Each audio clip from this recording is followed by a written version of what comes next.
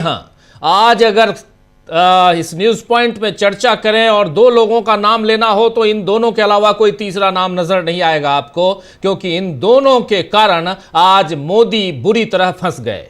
एक तरफ संसद में विपक्ष ने मोदी सरकार को घेर लिया और उधर सुप्रीम कोर्ट में वकील बनकर पहुंची ममता बनर्जी ने एसआईआर पर अपनी दलीलें पेश कर बीजेपी को फंसा दिया। अपने चारों तरफ घेरा बढ़ता देखकर शायद नरेंद्र मोदी इतने घबराए कि संसद ही नहीं आए।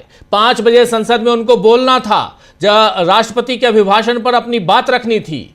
वैसे राहुल गांधी ने पहले ही बता दिया था कि मोदी नहीं आएंगे, क्योंकि राहुल के हाथ में वो किताब थी जिससे नरेंद्र मोदी डरे हुए थे।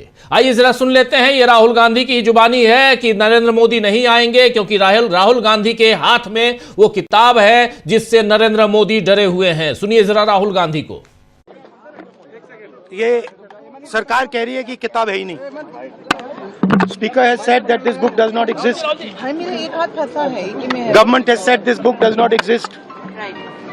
Rajnath Singh ji has said this book does not exist. Every youngster in India should see that this book exists. This is Mr. Narawane's book. Naravane जी की किताब है। इसमें उन्होंने पूरा अकाउंट लिखा है। जो लद्दाख का जो अकाउंट था,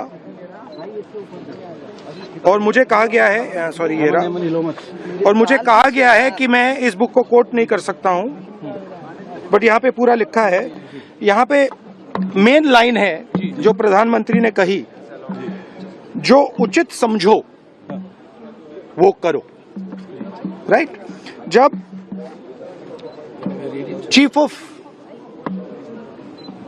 आर्मी स्टाफ जनरल नारावाने ने राजनाथ सिंह जी को फोन किया और कहा कि देखिए कैलाश रिज पर चाइनीज टैंक्स आ गए हैं, हमारी टेरिटरी है, कैलाश रिज पर चाइनीज टैंक्स आ गई हैं, हमें क्या करना है। पहले राजनाथ सिंह जी ने उनको रिप्लाई नहीं दिया। उन्होंने जयशंकर जी से पूछा, एनएसए से पूछा, राजनाथ सिंह जी से पूछा, कोई रिप्लाई नहीं आया। फिर उन्होंने राजनाथ सिंह जी को फोन किया। राजनाथ सिंह जी ने कहा कि मैं टॉप से पूछता हूं। राइट? ऑर्डर था, स्टैंडिंग ऑर्डर था टॉप का कि अगर चाइनीज फोर्सेस अंदर आएंगी तो उनपे बिना हमारे पूछे फायर नहीं करना है। नरवणे जी और हमारी जो आर्मी थी, जो सेना थी, वो उन टैंक्स पर फायर करना चाहती थी क्योंकि वो टैंक्स हमारी टेरिटरी में आ गई थी। नरेंद्र मोदी जी ने मैसेज दिया कि देखिए, जो उचित समझो वो करो। मतलब नरेंद्र मोदी जी ने अपनी जिम्मेदारी पूरी नहीं की। उन्होंने आर्मी चीफ से कहा कि देखो भैया, आपको जो करना है करो, मेरी बस की नहीं है। और आर्मी चीफ ने साफ, नरवाने जी ने साफ लिखा है इसमें, आई फेल्ट रियली अलोन। मैं बिल्कुल अकेला था। I was abandoned by the entire establishment. This is what they are scared of me saying that करना क्या चाहिए था? प्रधानमंत्री को क्या करना चाहिए था सर? राहुल जी पीएम को क्या करना चाहिए था? I don't think PM will have the guts to come to the Lok Sabha today, because if he comes I'm going to give him this book. So if PM comes, I will go physically and hand him this book so he can read it and उनको पता लग जाए कि उनकी सच्चाई क्या है, देश को पता लग जाए। Thank you. तो सुन रहे थे आप, यहां राहुल गांधी ने सदन के बाहर सरकार की पोल खोल कर रख दी। जिस किताब को अप्रकाशित बताया गया था, पब्लिश नहीं बताया गया था, उसे राहुल गांधी लेकर आ गए आज। और मोदी को शायद यही डर हो कि राहुल गांधी सचमुच उन्हें वो किताब पकड़ा दें तो फिर वो क्या करेंगे। क्योंकि राहुल गांधी ने भी, आपने सुन लिया कि कह दिया कि अगर वो आएंगे तो मैं उनके हाथ में ये किताब दूंगा, पर्सनली जाकर उनको ये किताब दूंगा।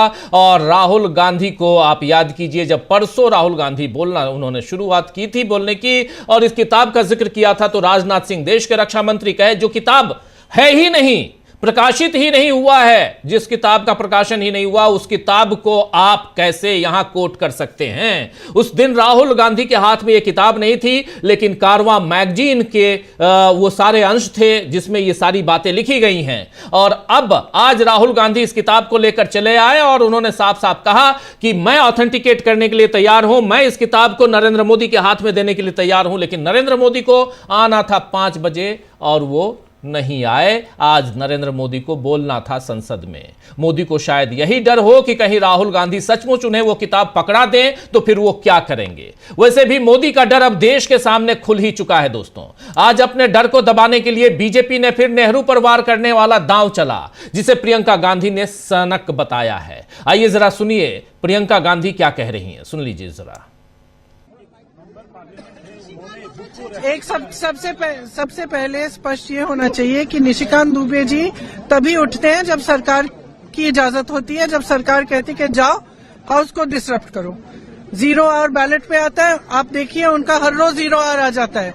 हम मांगते मांगते बैठे रहते हैं, हमारा नहीं आता है। तो जब सरकार चाहती है कि कुछ डिसरप्शन करना है तो वो उनको उठाते हैं।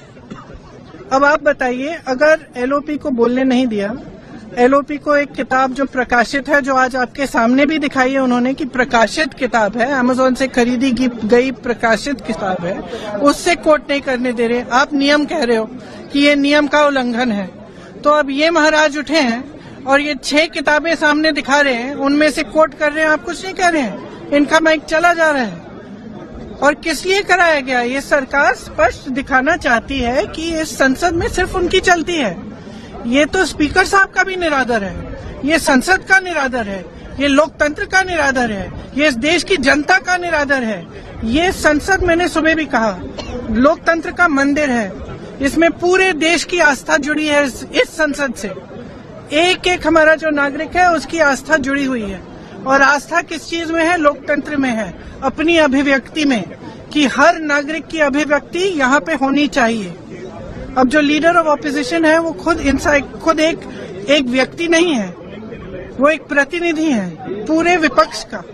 मतलब कि जिसने वोट दिया इन सब सांसदों के लिए उनके प्रतिनिधि हैं। आप उनका मुंह बंद करना चाहते हो।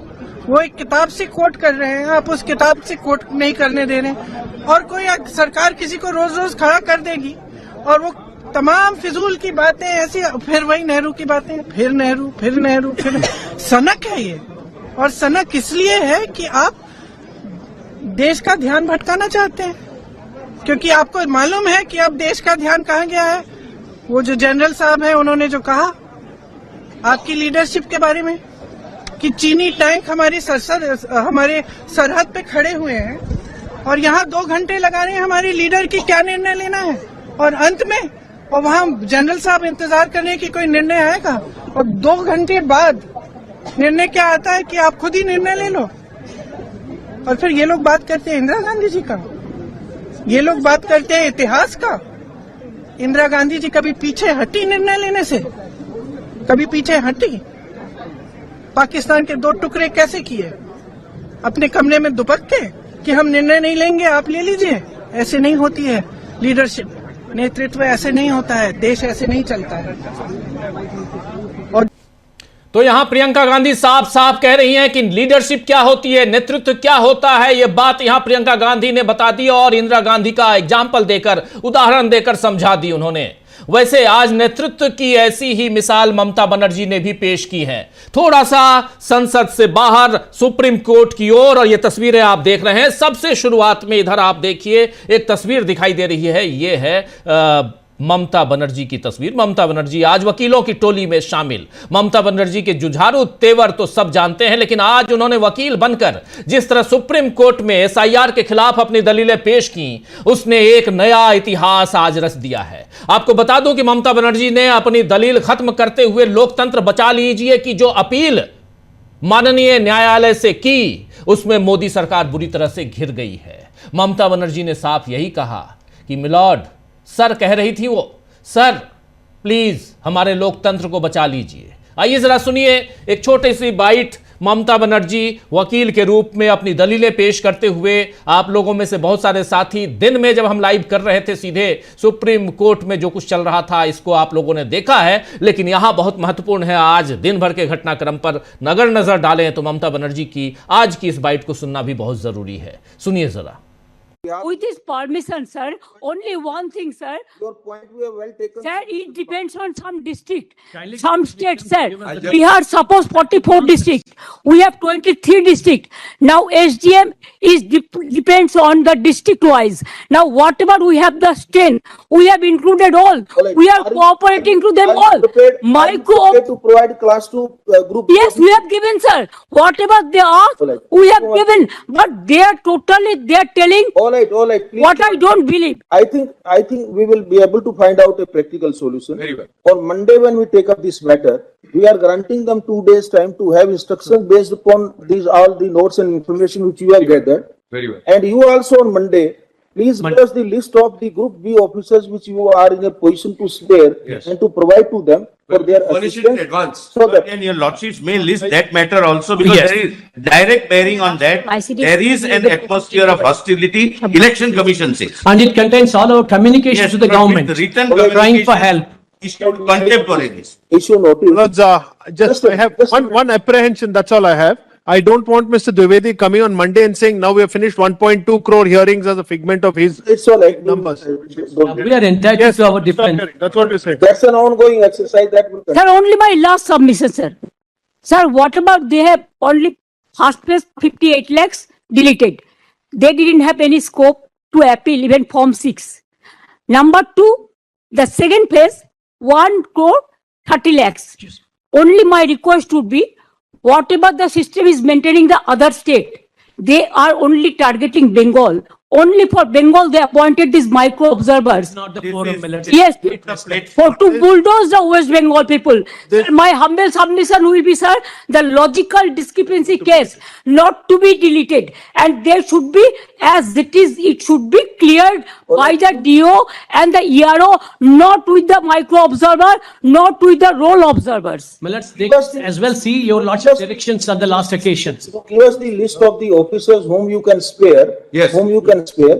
Yes. Probably, once the officers are made available. Yes. Then micro observer will not be required. Not be necessary, absolutely. Will Yes, will yes. Yes, absolutely. Can do it. whatever the And on role they Monday are itself, we are taking up the matter on Monday.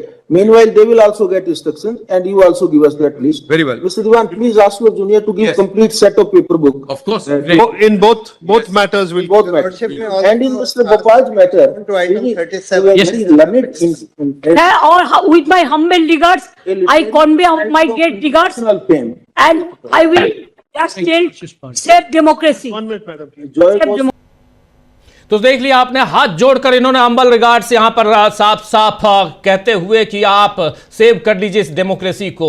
Mamata Banerjee ने कहा है कि न्याय बंद कमरों के पीछे हो रहा है, हम कहीं से न्याय नहीं पा रहे हैं। मैंने चुनाव आयोग को 6 बार पत्र लिखा लेकिन कोई जवाब नहीं मिला। ममता बनर्जी ने आरोप लगाया है कि चुनाव आयोग बंगाल को निशाना बना रहा है। यह चुनाव आयोग नहीं बल्कि व्हाट्सएप कमीशन है। SIR को सिर्फ नाम हटाने का हथियार बनाया जा रहा है, न कि सही जांच का। उन्होंने 24 वर्षों के बाद लागू की गई इस तत्कालिकता पर भी चिंता जताई कि आखिर आनन फानन में आप ये क्यों कर रहे हैं, जिसे फसल कटाई के मौसम और प्रवासन के चरम समय के दौरान जब यहां से लोग दूसरी जगह जाते हैं, यानी माइग्रेट करते हैं, इस राज्य से दूसरे राज्य में काम करने के लिए जाते हैं, और उसके अलावा फसल कटाई की बात है, उस समय आप 3 महीने के दौरान जल्दबाजी में पूरा क्यों करवाना चाहते हैं SIR को। और इसके लिए मानवीय नुकसान को भी दर्ज किया गया है, जिसमें 100 से ज्यादा लोगों की मौत हो गई है। BLO सदस्यों की मौतें और बड़े पैमाने पर अस्पताल में भर्ती होना शामिल है इसमें।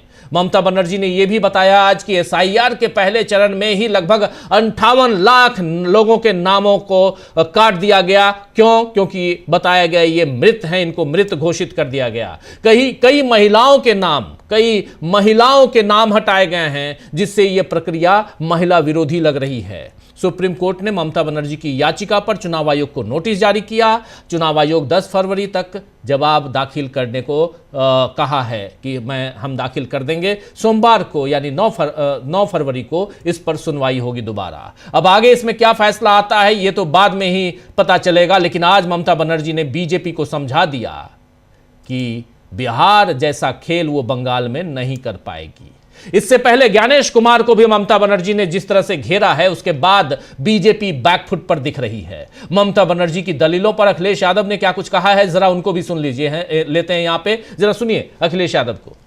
अरे किसानों की बर्बादी की शुरुआत अगर किसी ने की तो भारतीय जनता पार्टी ने। सर, ममता बनर्जी ने SIR को लेकर मुझे खुशी है कि सुप्रीम कोर्ट ने आदरणीय ममता बनर्जी की बहुत सारी बातों से सहमति करके और इलेक्शन कमीशन को कहा है कि इन चीजों पर विचार करें, और मुझे उम्मीद है कि उन्हें न्याय मिलेगा।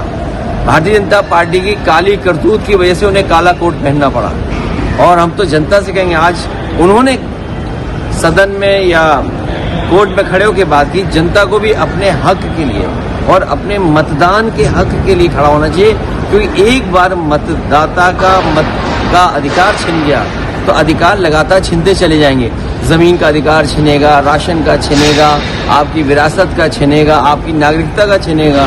ये भारतीय जनता पार्टी केवल छीनने का काम करती है, कुछ देने का काम नहीं करती। राहुल गांधी जी लगातार तो आप सुन रहे थे यहां अखिलेश यादव ममता बनर्जी की तारीफ करते हुए कि यहां बीजेपी के काले करतूतों के खिलाफ काले कोर्ट में यहां आज ममता बनर्जी सुप्रीम कोर्ट में खड़ी हो गई। इन सब के अलावा अब फिर से आते हैं जरा इधर संसद की तरफ। संसद में सुप्रीम कोर्ट और संसद दोनों के बीच आज जो कुछ चला आपके सामने हम रख रहे हैं। संसद में आज अपर हाउस यानी राज्यसभा में नेता प्रतिपक्ष मल्लिकार्जुन खड़गे, उन्होंने भी नरेंद्र मोदी की सरकार को ट्रेड डील, अमेरिका के साथ जो ट्रेड डील है, किसानों की बदहाली, अमीरी गरीबी के बीच बढ़ता फासला, संसदीय परंपराओं का अपमान जैसे कई मुद्दों पर राज्यसभा में बुरी तरह घेरा है मोदी सरकार को, और साथ ही बताया है कि बीजेपी को हारने की अब जरूरत क्यों है।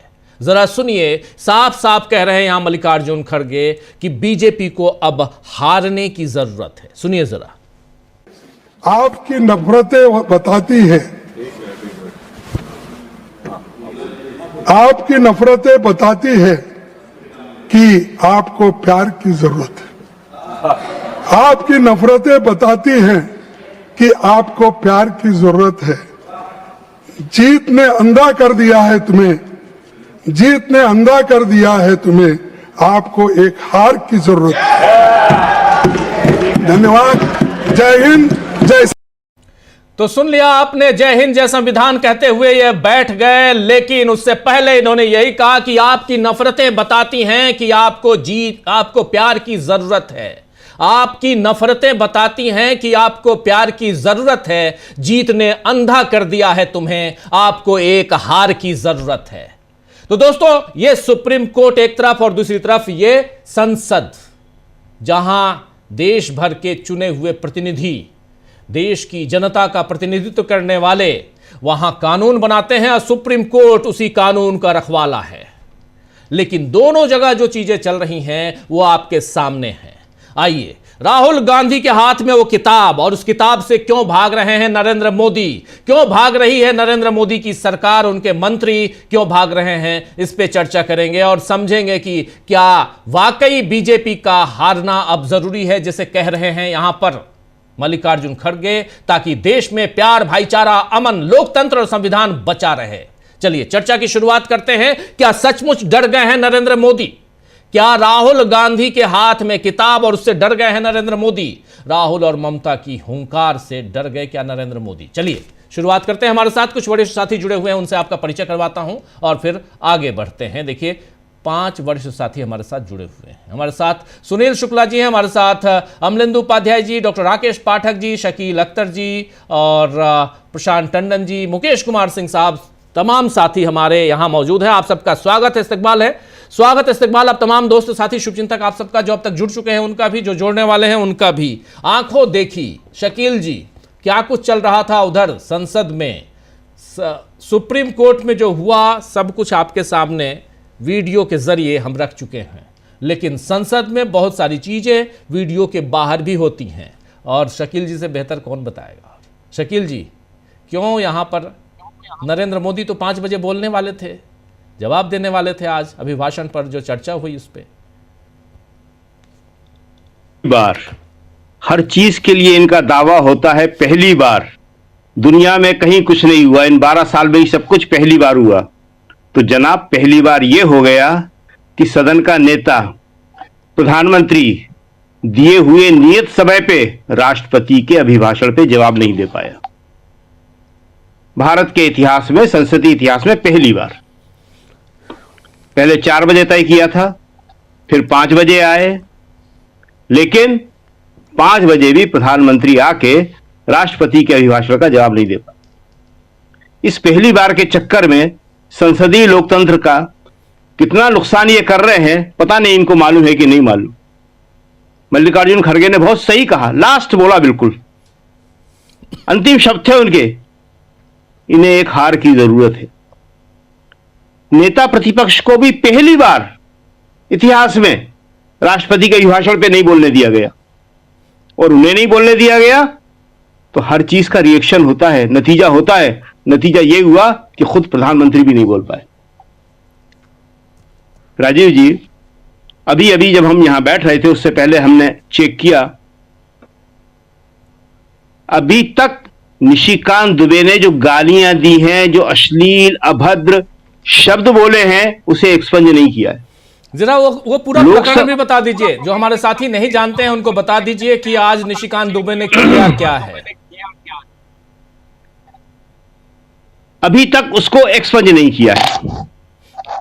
जितना समय निशिकांत दुबे को सदन में दिया उससे कई गुना समय यहां पे मीडिया को, व्हाट्सएप के उनकी जो अपनी यूनिवर्सिटी है उसको दे रहे हैं कि जितना फैला सकते हो इस बात को फैला दो। जो जो शब्द निशिकांत दुबे ने कहे हैं वो हम नहीं दोहरा सकते यहां पे। वो असंसदीय से भी बहुत आगे हैं, संसद के बाहर भी वो कहीं नहीं बोले जाते हैं। हुआ ये कि सुबह से लोकसभा नहीं चल रही थी, 2 बजे, पहले 12 बजे तक हुई, फिर 2 बजे तक हुई। एक विपक्ष बहुत बड़ा बैनर लेके आया हुआ था, 2 बैनर थे उनके पास, उस पर लिखा हुआ था, वो शायद देख नहीं पाए होंगे, आप लोग नहीं दिखाया होगा, इन्होंने थोड़ा सा अंश कहीं दिख गया हो। जो उचित समझे वो करें। एक तरफ नरवाने जी का फोटो आर्मी चीफ का, और एक तरफ मोदी जी का फोटो। बहुत बड़े बैनर थे, आप समझ सकते हैं कि करीब 12-15 फीट की उनकी लंबाई होगी और 6 फीट वो चौड़े होंगे। तो दिखा रहे थे विपक्ष के लोग, पूरा विपक्ष एक था, टीएमसी, एसपी सब एक थे। और फिर तेनेट्टी साहब को, इनको स्पीकर साहब नहीं आए, इन्हें बुलाया, ये आए चेयर पे, उसी वक्त समझ गए थे लोग। और उससे पहले सब हम लोग देख ही रहे थे कि निशिकांत दुबे की टेबल पे किताबों का ढेर लगा हुआ है, और जगदम्बिका पाल उन्हें समझा रहे हैं, और भी 1-2 लोग उन्हें समझा रहे हैं। वो किताबों का ढेर देख के सबकी समझ में आ गया था क्या होने वाला है। और जैसे ही उन्होंने राष्ट्रपति के भाषण पे निशिकांत दुबे को बोलने के लिए कहा, उन्होंने गालियों की शुरुआत कर दी।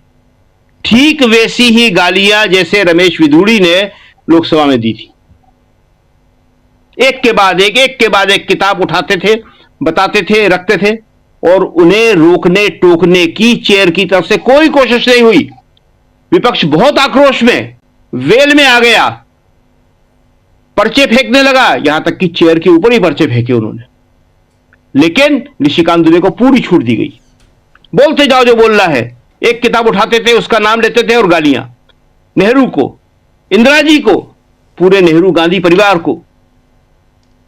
बेहद शर्मनाक दृश्य था।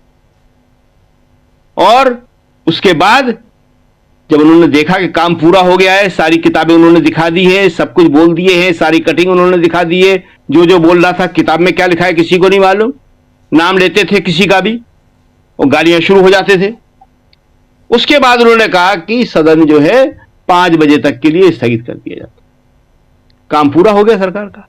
और अभी जो हम बता रहे हैं, अगर राहुल ने, जो परसों था, थोड़ी देर में ही आ गया था राहुल की बात, जिसमें राहुल ने कुछ भी नहीं कहा था, नरवाने का नाम लिया था, वो एक्सपंज कर दिया था।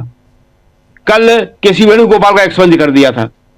2-3 दिन से रोज ये हो रहा है जी। और उसमें कहीं कुछ नहीं है। राहुल के मुंह से तो आज तक किसी ने गाली सुनी नहीं है, अभी तक उसको एक्सपंज नहीं किया गया है। और ये कौन सी संसदीय परंपरा है जब स्पीकर कहते हैं कि आप किताब को कोट नहीं कर सकते। राहुल एक किताब को कोट कर रहे थे, यहां उन्होंने हमारे ख्याल में 8, 10, 12 किताबें होंगी, उससे ज्यादा होंगी। क्लिपिंग अलग थी उनके पास। ये क्लिपिंग्स है, देखिए ना, क्लिपिंग्स है, पोस्टर्स है, सब दिखा रहे हैं। इनके लिए कुछ भी नहीं, इनके लिए कोई नियम कायदा नहीं, इनके लिए 349 नहीं है, इनके लिए नहीं है।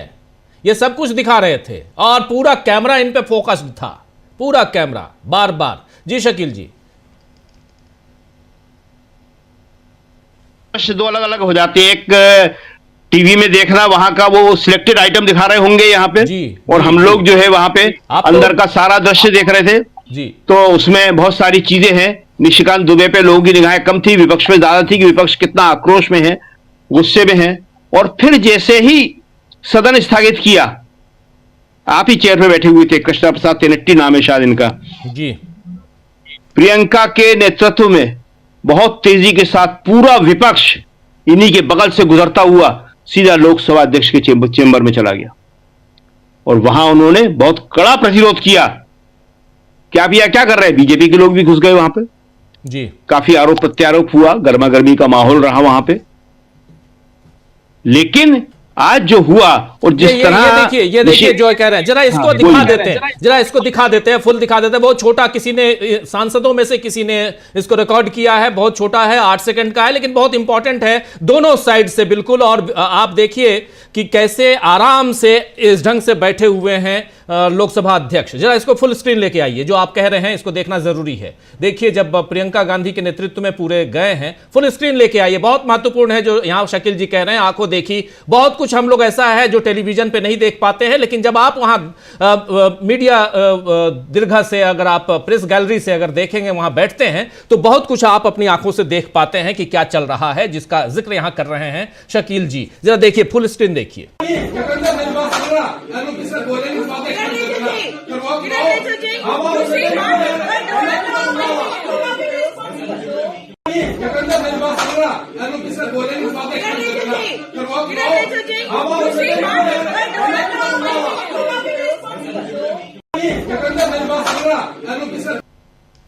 तो देख रहे हैं शकील जी, वही वीडियो है जी।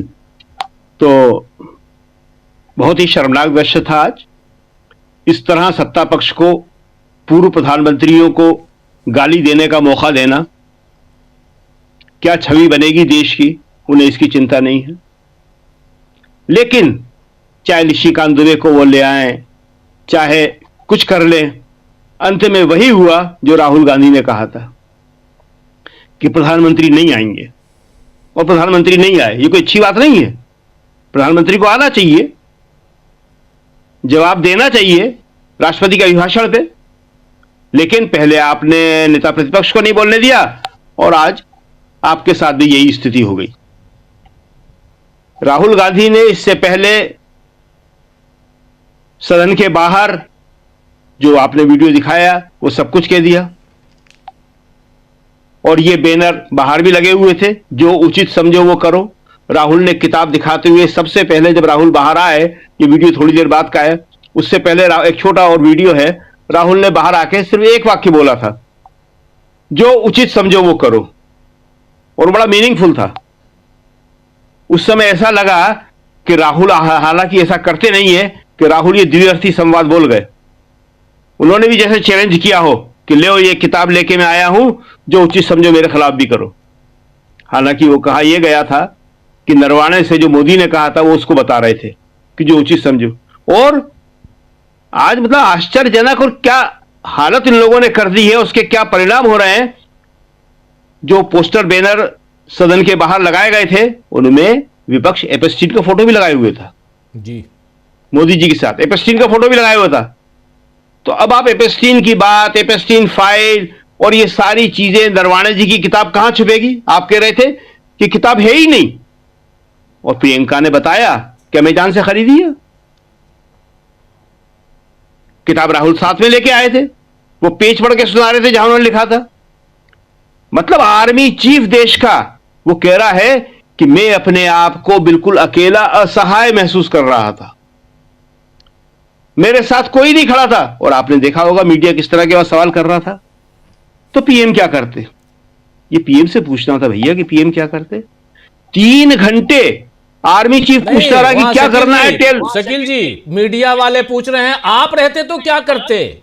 राहुल गांधी, भाई राहुल गांधी पीएम नहीं है, प्रधानमंत्री। और दूसरे तो ये भी कह रहे हैं कि तो पीएम क्या करते। और कुछ लोग ये भी पूछ रहे हैं कि आप रहते तो क्या करते।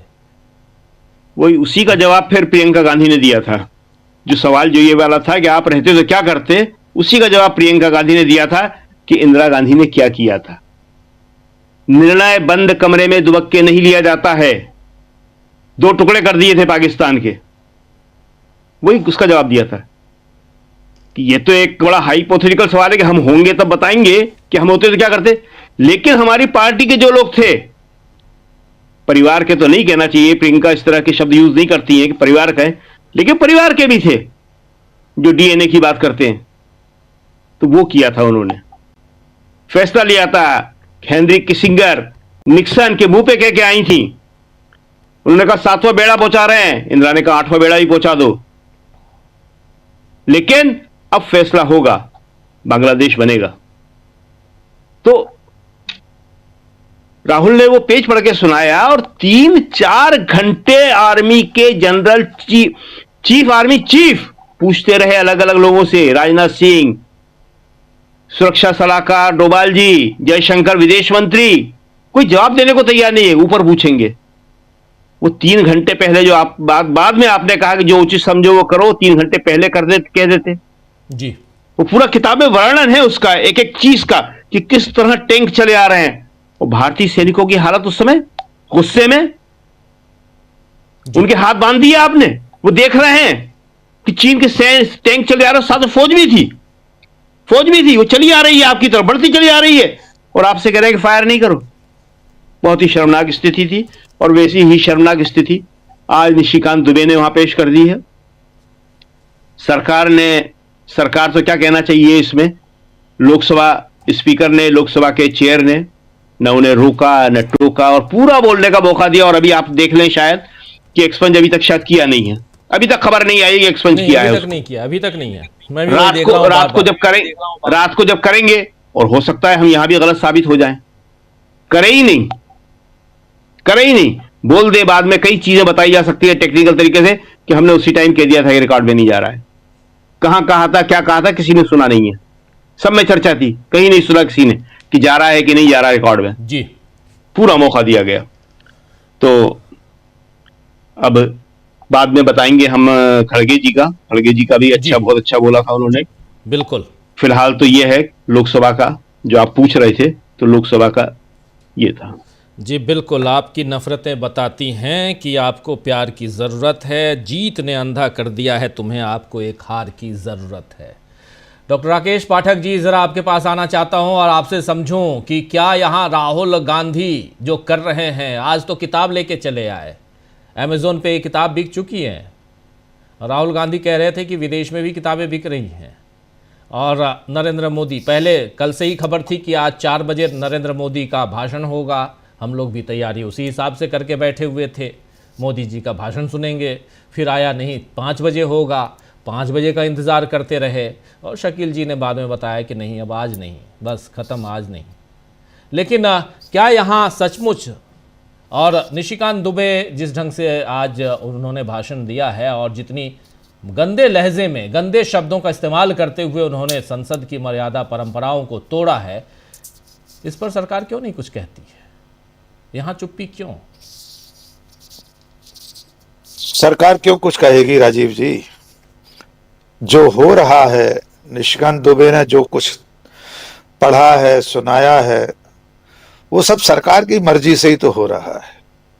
ये कैसे संभव है कि देश की संसद में, लोकसभा में, आजादी की लड़ाई में करीब करीब 10 साल जेल में रहे देश के पहले प्रधानमंत्री की चरित्र हत्या हो, जिन 2 प्रधानमंत्रियों ने देश के लिए अपना जीवन न्यौछावर कर दिया हो, उनके चरित्र पर कीचड़ उछाली जा रही हो, और फिर भी स्पीकर आसंदी उसे रोके नहीं, न तो उनका माइक म्यूट किया जाए, न कैमरा उन पर से हटाया जाए, तो इसका अर्थ यह होता है कि सरकार खुद देश के दिवंगत प्रधानमंत्रियों की चरित्र हत्या के उपक्रम में लगी हुई है। दो बातें मैं जोड़ना चाहता हूं राजीव जी, किताबों की बात चल रही है तो सबसे पहले एक किताब का जिक्र कर दें। प्रोफेसर बलराज मधोक की आत्मकथा है जिंदगी का सफर। भगवान न करे कांग्रेस का कोई सांसद कल उस किताब को लेकर पहुंच जाए सदन में और उसके कुछ पन्ने पढ़ना शुरू कर दे। मैं उन पन्नों को भी पढ़ना नहीं चाहता हूं, सिर्फ हिंट कर देता हूं।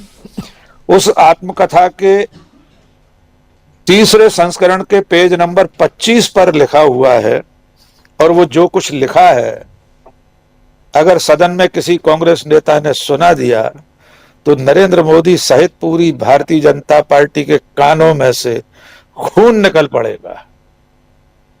किताब किसी कांग्रेसी ने नहीं लिखी है राजीव जी, प्रोफेसर बलराज मधोक जनसंघ के अध्यक्ष, और इस पेज नंबर 25 पर जो कुछ लिखा है वो अटल बिहारी वाजपेयी और नानाजी देशमुख के बारे में है। दिल्ली में जनसंघ का दफ्तर था 30 राजेंद्र प्रसाद रोड।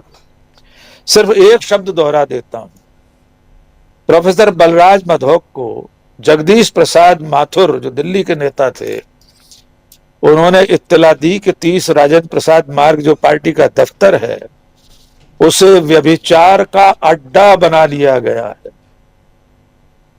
किन लोगों ने बनाया, उन दो के नाम मैं शुरू में ले चुका हूं, दोहराना नहीं चाहता हूं। उनमें से एक हमारे ग्वालियर के सपूत हैं, 3 बार देश के प्रधानमंत्री रहे। हम कभी नहीं चाहेंगे कि सदन में इस तरह की किताबों का उल्लेख हो। यद्यपि जिंदगी का सफर नाम की इस किताब को बाद में प्रतिबंधित कर दिया गया, फिर भी जरा सी कोशिश करने पर मिल जाएगी।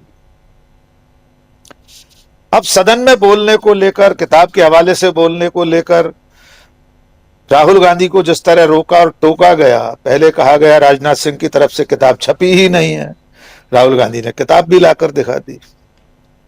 लेकिन राजीव जी, आपको मैं एक अद्भुत जानकारी साझा करना चाहता हूं। 6 फरवरी सन 2020 देश के यशस्वी प्रधानमंत्री नरेंद्र मोदी ने फेकिंग न्यूज नाम की एक वेबसाइट के हवाले से भाषण दिया। उस वेबसाइट का नाम ही है फेकिंग न्यूज। उसका डिस्क्लेमर है, उसकी उद्घोषणा है कि हमारी वेबसाइट पर सब कुछ फेक है। हम हास परिहास के लिए, कटाक्ष के लिए, सटायर के लिए फर्जी खबरें पेश करते हैं। देश के प्रधानमंत्री ने फेकिंग न्यूज वेबसाइट के हवाले से जम्मू कश्मीर के दो मुख्यमंत्रियों फारूक अब्दुल्ला और उमर अब्दुल्ला पर आरोप लगाया था। पहले उन्होंने कहा कि उमर अब्दुल्ला ने कहा कि धारा 370 हटेगी तो कश्मीर अलग हो जाएगा, टूट जाएगा भारत से। फिर उन्होंने फारूक अब्दुल्ला का नाम लेकर कहा कि फारूक अब्दुल्ला ने कहा है कि 370 अगर हटा दी गई तो कश्मीर में तिरंगा फहराने वाला कोई नहीं मिलेगा, उसकी आजादी का रास्ता खुल जाएगा। ये दोनों ही बातें फेक थी। फेकिंग न्यूज वेबसाइट का ही नाम है राजीव जी, और देश का प्रधानमंत्री सदन में पड़ गया था। उस वक्त भी बहुत हंगामा हुआ था। नियमों का हवाला दे रहे हैं स्पीकर महोदय। 2020 में इसी आसंदी पर बैठकर कह रहे थे कि राष्ट्रपति के अभिभाषण में किसी भी विषय पर बात हो सकती है, और अगर सदस्य चाहें तो जिस विषय को जोड़ना चाहते हैं उस पर भी बात हो सकती है। उसी जिह्वा से, उसी जीभ से, उसी मुंह से, उसी कुर्सी पर बैठकर ओम बिरला अब ये कह रहे हैं कि राष्ट्रपति के अभिभाषण पर इससे इतर कोई बात नहीं हो सकती। गजब का पाखंड है राजीव जी। मुझे नहीं लगता पूरी दुनिया में भारतीय जनता पार्टी, राष्ट्रीय स्वयंसेवक संघ जैसी मक्कारी और पाखंड दुनिया में कहीं होगा। और इस कदर बेशर्मी है कि अपने ही कहे से कब मुकर जाएं, इसकी कोई गारंटी नहीं। अब बात प्रधानमंत्री के सदन में न आने की। देखिए, राहुल गांधी ने सुबह कह दिया था कि मैं तो उनको किताब गिफ्ट करूंगा, खुद चल कर जाऊंगा, फिजिकली उनको भेंट करूंगा। राहुल गांधी एक बार सदन में पहले भी प्रधानमंत्री को गले लगाने की कोशिश कर चुके हैं। वे खुद को मोहब्बत का सिपाही कहते हैं, मोहब्बत की दुकान खोलने निकले हैं। वे सदन से लेकर सड़क तक इसी आपसी सद्भाव की कोशिश में लगे रहते हैं, ऐसा उनका दावा है। हो सकता है आज भी वे जाते, किताब भेंट करते, नरेंद्र मोदी से गले मिलने की कोशिश करते। प्रोफेसर वसीम बरेलवी ने लिखा है, वो मेरे चेहरे तक अपनी नफरतें लाया तो था, वो मेरे चेहरे तक अपनी नफरतें लाया तो था, मैंने उसके हाथ चूमे और बेबस कर दिया। राहुल गांधी हो सकता है सदन में नरेंद्र मोदी के पास जाकर कहते कि इतनी नफरत में क्यों जी रहे हो, थोड़ा सा मोहब्बत से मुस्कुराकर जी लो, इस किताब के कुछ पन्ने पढ़ लो, इसका जवाब देते बने तो दे दो। असल दिक्कत यह है कि उस किताब में जो कुछ लिखा है उतना ही हिस्सा नहीं है डॉक्टर साहब, उसके अलावा भी बहुत कुछ है। उस किताब में यह तक हिंट किया गया है कि कोई ना कोई है जो दिल्ली में बैठा था, जो चीन की सीमा पर इतने ज्यादा संकट के समय भी हाथ पर हाथ धरे बैठा था। कोई बैठा था जो फैसले नहीं ले रहा था। इस एक वाक्य में तो है ही, जो तुमको ठीक लगे सो करो हमारी बला से। उसमें इतना भी कह देते हमारी बला से, राजनाथ सिंह। लगभग भावार्थ उसका यही था कि तुम जानो तुम्हारा काम जाने, तुम्हारा सिर फूटे तो फूटे, ओखली में तुमको सिर देना है, प्रधानमंत्री को कोई लेना देना नहीं चीन की सीमा से। डर उनको इसी बात का है कि अगर राहुल गांधी अब प्रामाणिक किताब के हवाले से ये सारे तथ्य रख देंगे तो किस नियम, किस कायदे से, संसद के दस्तावेजों में से, रिकॉर्ड में से आप इन बातों को हटा पाएंगे? हमेशा के लिए यह दर्ज हो जाएगा कि जब चीनी टैंक हमारी छाती पर चढ़े चले आ रहे थे तो देश का प्रधानमंत्री छुप कर बैठा हुआ था। डर इसी बात का है, इसलिए निशिकांत दुबे जैसे लोगों को सामने लाकर दिवंगत प्रधानमंत्रियों की चरित्र हत्या की जा रही है। लेकिन आज का दिन देश के संसदीय इतिहास का बेहद काला दिन था। दुनिया की किसी संसद में मुझे नहीं लगता जहां इस तरह का लोकतंत्र है वहां सत्ताधारी दल, विपक्ष के नेताओं और ऐसे लोगों जो उस देश की आजादी की लड़ाई में शहीद हो गए, आजाद भारत की एकता के लिए शहीद हो गए, ऐसे प्रधानमंत्रियों पर इस तरह कीचड़ उछाला जाए, इस देश को इससे ज्यादा शर्मनाक दृश्य इससे पहले न कभी देखने को मिला है और भगवान न करे कभी मिले। जी राजीव जी। जी बिल्कुल बिल्कुल, आप सही कह रहे हैं कि ये एक काला, बेहद काला दिन आज का, और इस दिन को लेकर जितनी बातें हो रही हैं होंगी वो बहुत ही कम होंगी। जल्दी से प्रशांत जी, फिर सुनील जी, तमाम आप साथी, आप सबके पास आता हूं। प्रशांत जी, सेकेंड राउंड में आएंगे तो ममता बनर्जी की भी बात हम करेंगे, लेकिन फर्स्ट राउंड में जो कुछ चल रहा है और उसमें भी निशिकांत दुबे को क्या स्पेशली यहां खड़ा किया गया। इस बीच राहुल गांधी ने भी एक ट्वीट कर दिया है अपने दिन के ही उसको करते हुए कि मोदी डर गए। राहुल गांधी ने जो ट्वीट किया उसमें कहा है साफ साफ कि जैसा मैंने कहा, पीएम मोदी संसद में नहीं आएंगे क्योंकि वो डरे हुए हैं और सच्चाई का सामना नहीं कर पाएंगे। मोदी जी डर गए सच्चाई से। राहुल गांधी ने मोर्चा खोल रखा है। प्रशांत जी, देखिए राजीव जी, जो राष्ट्रीय परिदृश्य है और वो ग्लोबल परिदृश्य है, टैरिफ भी है इसमें एप्स्टीन फाइल्स भी हैं, इसमें अडानी का केस भी है, इसमें नरवाने के खतरनाक खुलासे भी हैं। ये जो पूरा भारतीय राष्ट्र राज्य को लेकर एक परिदृश्य बन गया पिछले 48 घंटे में, उसमें निशिकांत दुबे तो बहुत छोटा किरदार है, एक गालीबाज सांसद है और वो यही करते रहते हैं। मैं उनके अलावा जरा बात करता हूँ। निशिकांत दुबे ने तो असल में अगर आप उसको गहराई से सोचेंगे तो उन्होंने ओम बिरला का मजाक उड़वा दिया। और मेरा वीडियो ठीक आ रहा है? जी जी बिल्कुल बिल्कुल क्लियर, बढ़िया जी। तो उन्होंने ओम बिरला का मजाक उड़ा दिया कि ओम बिरला ने व्यवस्था दी थी, आज वो 5 किताबें लेके चले आए। तो उन्होंने किसका मजाक उड़ाया? ओम बिरला का मजाक उड़वा दिया। पूरे मीडिया में और जो भी देख रहा था उसको।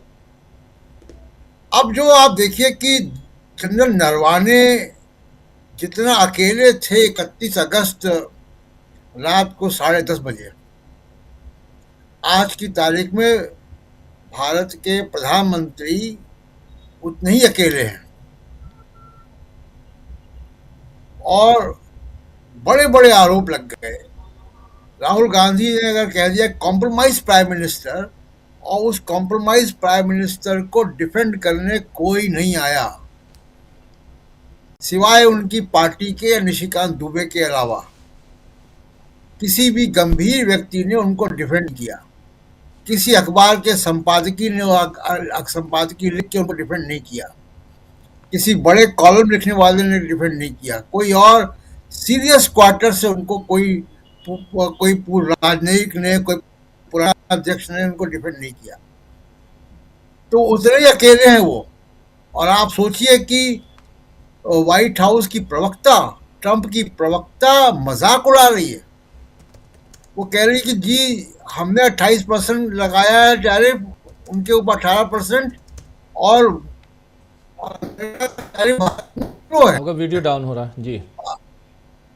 मैं दोबारा जुड़ता हूँ थोड़ी देर। जी आप थोड़ी देर में दोबारा जुड़िए जल्दी से। सुनील शुक्ला जी आपके पास आना चाहता हूं, फिर मुकेश जी भी हमारे साथ हैं, अमलेंदु जी, आप तमाम साथियों के बीच। सुनील शुक्ला जी, राहुल गांधी कह रहे हैं नरेंद्र मोदी डर गए, मैं किताब लेके आया था, उनको गिफ्ट करना चाहता था और नहीं आए। और जैसा शकील जी भी कह रहे हैं, आप हम सब ने देखा है संसदीय परंपरा में खासकर ऐसी घड़ी बहुत कम आई है कि नेता सदन एक नहीं दो बार समय देता है और वो नहीं आता है।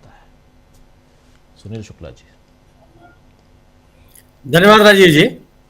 नहीं, यह तो होता है कि प्रधानमंत्री के द्वारा निर्धारित किया गया हो वो बदल जाए, लेकिन उसके कारण ज्ञात होते हैं सबको। ऐसा कभी नहीं हुआ कि अगर निर्धारित समय पर बहस का जवाब देने के लिए अगर प्रधानमंत्री उपस्थित नहीं हुए तो उसके कारणों की जानकारी किसी को न हो। ये पहली बार हो रहा है। लेकिन यह निश्चित रूप से यह है कि यह देश के संसदीय इतिहास में पहला मौका है जब राष्ट्रपति के अभिभाषण पर विपक्ष के नेता को बोलने नहीं दिया गया। विपक्ष के नेता के न बोलने देने का मतलब कि लगभग 67% जनता ऐसी है जिसको संसद में बोलने नहीं दिया गया। सरकार के पास 37% लोगों का मत प्राप्त है, बाकी लोग विपक्ष के साथ ही हैं। विपक्ष के नेता को ही आपने बोलने नहीं दिया, तो ये तो पहला मौका। और विपक्ष के नेता को सत्तारूढ़ दल के लोगों को नहीं बोलने नहीं दिया। जो लोकसभा स्पीकर की भूमिका थी उस पर लोगों को ने संदेह पैदा किए, उसकी आलोचना की गई। अगर आप विपक्ष के नेता को नहीं बोलने देंगे तो कौन बोलेगा जी, क्यों नहीं बोलने देंगे। लेकिन यह भी एक अच्छी संतोष देने वाली चीज है, बल्कि गर्व करने की भी चीज है कि पूरे के पूरे विपक्ष ने एकजुटता का परिचय दिया। जब राहुल गांधी को भाषण देने का मौका नहीं मिला तो विपक्ष का कोई भी नेता, आप वो समय याद करें, यही आज जिनको आप दिखा रहे थे जिन्होंने निशिकांत दुबे को बोलने का मौका दिया, उन्हीं वो तेनेटी साहब ही उस समय आसंदी पे बैठे हुए थे।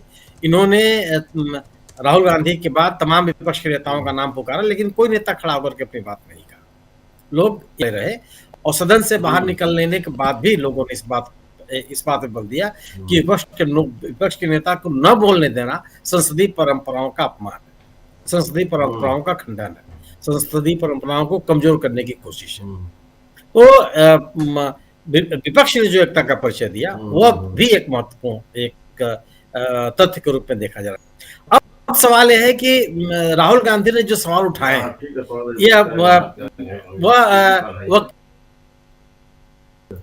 अब सवाल इस बात का है कि राहुल गांधी ने जो सवाल उठाया है वो कितना गंभीर है।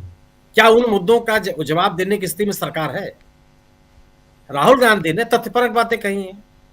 राहुल गांधी ये तो कह नहीं रहे हैं कि किताब प्रकाशित हुई या नहीं हुई, और अगर किताब प्रकाशित नहीं हो रही है तो इसके पीछे स्वयं आप हैं। किताब तो छपी हुई है, लोगों के हाथों में है, राहुल गांधी खुद हाथ में लिए घूम रहे हैं, तमाम लोगों के पास वो किताब है। लेकिन अगर आप कह रहे हैं कि वो प्रकाशन की प्रक्रिया को तो आप रोके हुए हैं ना, सरकार रोके हुए है, सरकार के पास विचार नहीं है। और महत्वपूर्ण ये भी नहीं है, जो राहुल गांधी कर रहे हैं वो चीजें पब्लिक डोमेन में है।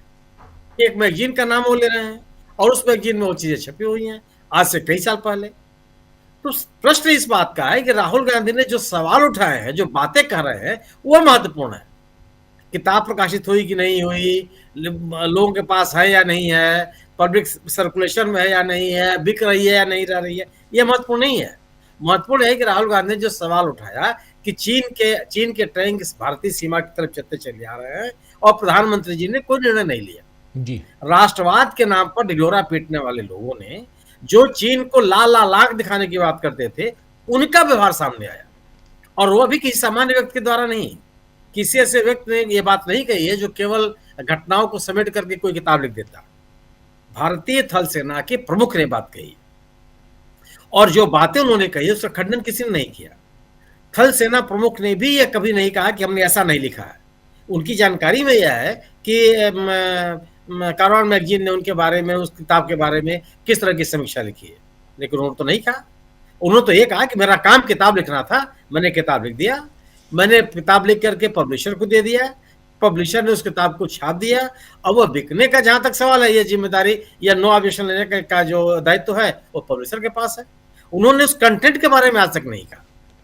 अब सवाल इस बात का है कि जो आज सवाल पैदा हो रहा है आज के प्रधानमंत्री के ऊपर, आज सवाल पैदा हो रहा है आज के सरकार के ऊपर कि उसने विषम परिस्थितियों में कोई निर्णय नहीं लिया, और उस समय के थल सेना अध्यक्ष कह रहे हैं कि गर्म आलू मेरे हाथ में रख दिया गया, अकेला छोड़ दिया गया। युद्ध सेना नहीं करती है, हम कोई बांग्लादेश और पाकिस्तान नहीं है। युद्ध की स्थिति यह एक राजनीतिक निर्णय है, और यह राजनीतिक निर्णय सरकार लेती है। विदेश जाने के लिए एक सामान्य सी घटना होती है कि टिकट कटाइए, जहाज में बैठिए, चले जाइए। इसके लिए आपको पॉलिटिकल क्लियरेंस की आवश्यकता होती है, यह सरकार का नियम है। युद्ध करने की जिम्मेदारी आपने छोड़ दी थल सेनाध्यक्ष पर, और आप जब मुद्दे उठाया जा रहा है तो उसका जवाब नहीं देंगे आप। जहां तक आज की घटनाक्रम है, आप याद कीजिए, कल ही प्रधानमंत्री जी का एनडीए संसदीय दल के बैठक में सम्मान किया गया था। अगर उस भाषण को आप पढ़ लीजिए तो उस भाषण में उन्होंने निशिकांत दुबे की तारीफ की थी। कल ही यह संकेत मिलने लगा था कि निशिकांत दुबे जी कुछ करने वाले हैं, प्रधानमंत्री जी ने उनकी तारीफ की। और राहुल गांधी तो जिस किताब का नाम ले रहे हैं, उन्होंने उस किताब के अंश पढ़ने की कोशिश की। जो किताब निशिकांत दुबे दिखा रहे हैं वह कोई नई बात भी नहीं है। नेहरू जी के ऊपर कितने हमले प्रधानमंत्री ने किए, आप याद कर लीजिए, कोई पहली बार है क्या? इंदिरा गांधी के ऊपर भारतीय जनता पार्टी जनसंघ के लोगों ने किस किस तरह की बातें कही हैं, या कोई छुपा हुआ इस देश के भीतर? लेकिन क्या लोगों ने इसको स्वीकार कर लिया? आप बोफोर्स चिल्ला रहे हैं, बोफोर्स को साबित कर पाया कोई न्यायालय में? न्यायालय में तो उसको कभी नहीं माना गया, हमेशा उसको खारिज कर दिया जितने भी आरोप थे। तो ऐसा ये जो एक कोशिश है केवल कि आप एक जो आज प्रधानमंत्री के ऊपर सवाल पैदा किए जा रहे हैं उसके समकक्ष आप इस तरह के विवाद पैदा कर दें, जो संभव नहीं है। यह एक तरह की असफल कोशिश है। लेकिन निश्चित रूप से संसद के भीतर जो आज की कार्रवाई हुई, जो इस तरह से निशिकांत दुबे ने कहा, यह बहुत ही अशोभनीय है। यह दुनिया के पैमाने पर हमारे यहाँ की कोई अच्छी तस्वीर नहीं बनती, हमारे संसदीय कार्रवाई की कोई अच्छी तस्वीर नहीं बनती है। और जिन लोगों ने जिस आसंदी से कहा गया किताबें आप नहीं पढ़ सकते हैं, तो किताब तो निशिकांत दुबे केवल दिखा रहे थे, आपने क्यों दिखाने की अनुमति दी? कौन से तथ्य, किस तथ्यों का उन्होंने उल्लेख किया? किताब दिखाने के लिए आप किसी को अनुमति देंगे? और उसके आड़ में कुछ जिन शब्दों, जो शकील जी कह रहे थे कि जिन शब्दों का उल्लेख किया आप नहीं क्यों कह सकते उसको? आप किसी अपने प्रधानमंत्री के बारे में, जिस प्रधानमंत्री को दुनिया ने सम्मान दिया, निशिकांत दुबे को जवाहरलाल नेहरू से जुड़े हुए जो फिल्में हैं, वीडियो क्लिप्स हैं, उसको देखना चाहिए। आर्काइव में जो चीजें उसको देखना चाहिए कि दुनिया ने जवाहरलाल नेहरू को कितना सम्मान दिया, किस तरीके से लोग सुनने के लिए उनको आतुर रहते थे।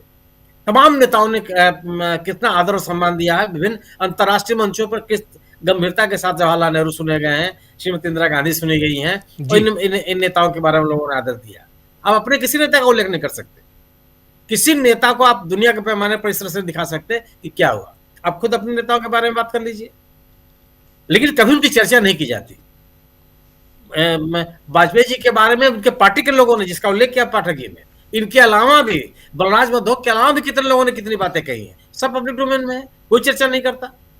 एक हर व्यक्ति के जीवन में कुछ सफेद पक्ष होते हैं, कुछ स्याह पक्ष होते हैं, और हमारा समाज सफेद पक्ष जो होता है, जो उजला पक्ष होता है, उसकी चर्चा करता रहा, उसी पे बल देता है, जब तक कोई ऐसी बड़ी घटना ना हो जाए, कोई ऐसा बड़ा कारण ना हो जाए जिसको लेकर के आप उसकी चर्चा करना इसलिए आवश्यक हो जाता है कि सार्वजनिक जीवन में उसका उल्लेख आवश्यक है कि उस व्यक्ति से आप सतर्क रहिए, क्योंकि ऐसा तो कभी नहीं होता।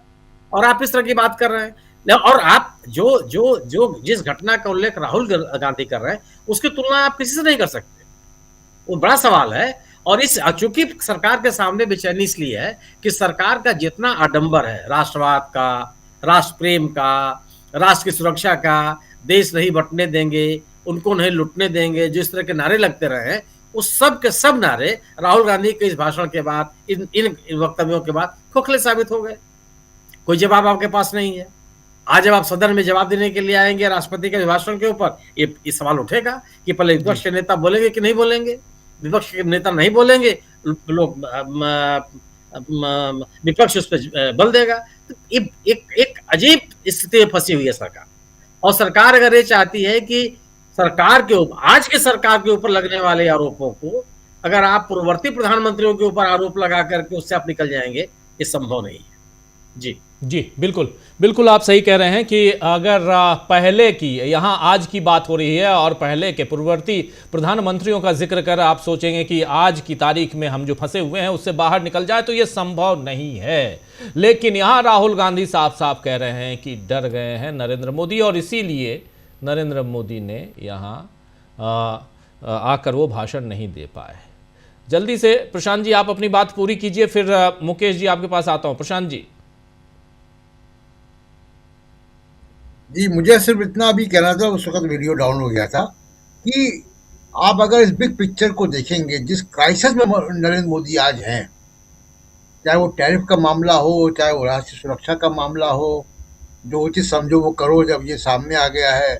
राहुल गांधी उनको कह रहे हैं कि ये कॉम्प्रोमाइज प्राइम मिनिस्टर है, एप्स्टीन की फाइल में उनके नाम आ रहे हैं, जो दुनिया का सबसे कुख्यात बदनाम सेक्स ऑफेंडर है, उससे हरदीप पुरी जी जाके मिल रही है। वो बातें हो गई, उससे मेल्स हैं उसके। 2009 से 13 तक हरदीप पुरी यूनाइटेड नेशंस के रिप्रेजेंटेटिव थे, भारत के राजदूत थे वहां पे, और 2008 में वो ऑफेंडर हो गया था, दुनिया के अखबारों में नाम आ रहा था। तो अब जिस तरह के जो खुलासे नरवाने, जस्टिस जनरल नरवाने ने किए हैं, वो केवल चीन का मामला नहीं, अग्निवीर को लेकर है, तमाम बातें उसमें। ये सारा क्राइसिस, व्हाइट हाउस की प्रवक्ता मजाक उड़ा रही है। वो कह रही कि भारत ने 0 टैरिफ किया अमेरिका के प्रोडक्ट्स को, और हमने 18% किया है। हमारे किसानों के लिए, हमारे अमेरिका के वर्कर्स के लिए खुशखबरी है।